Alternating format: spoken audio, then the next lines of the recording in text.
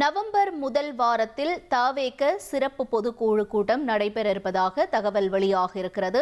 விவரங்களோடு செய்தியாளர் மணிகண்டன் இணைகிறார். கேட்கலாம். மணிகண்டன், வணக்கம். முழு விவரங்கள் என்ன? வணக்கம்.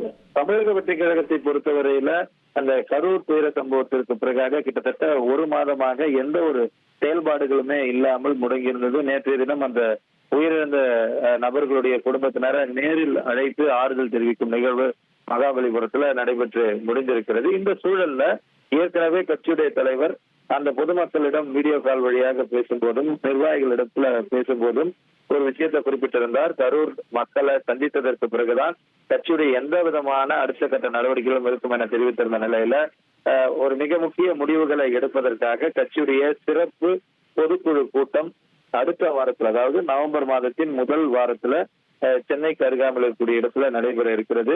இடம் தேர்வு செய்யும் பணிகள் மும்முரமாக நடைபெற்று வருகிறது. ஓரிரு நாள்ல இந்த பொதுக்குழுக்கான அழைப்புதல்கள் அனைத்து பொதுக்குழு உறுப்பினர்களுக்கும் தேர்தல் ஆணைய விதிமுறைகளுக்கு உட்பட்டு அனுப்பி வைக்கப்பட இருக்கிறது. கட்சியில அமைப்பு ரீதியிலான சில மாற்றங்கள் நடைபெற இருக்கிறது. அதற்கான ஒப்புதல் பெறுவதற்காகத்தான் முக்கியமாக இந்த கூட்டம் என்பது கூட்டப்பட இருக்கிறதாக தெரிவிக்கப்படுகிறது. கடுமையான விமர்சனங்கள் அந்த நிகழ்வுக்கு பிறகாக தவேகாவின் மீது இருந்தது. முதன்மையான நிர்வாகிகள் ஒரு சிலர் மீது வழக்கு போடப்பட்டதற்கு பிறகாக கட்சி முழுமையாக முடக்கப்பட்டிருக்கிறது. அதற்கு அடுத்த கட்டமாக இரண்டாம் கட்ட தலைவர்களே இல்லை என்ற விமர்சனம் தான் பல இடங்கள்ல இருந்து அந்த கட்சியின் மீது வைக்கப்பட்ட விமர்சனமாக இருந்தது.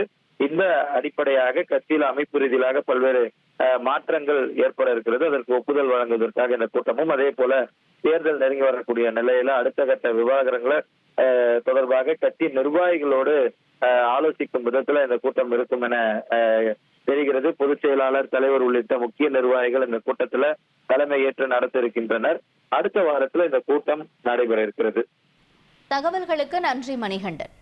உங்கள் தந்திவன் தொலைக்காட்சியில் தெனாலிராமன் தினமும் மாலை 6 மணிக்கு காண தவறாதீர்கள்.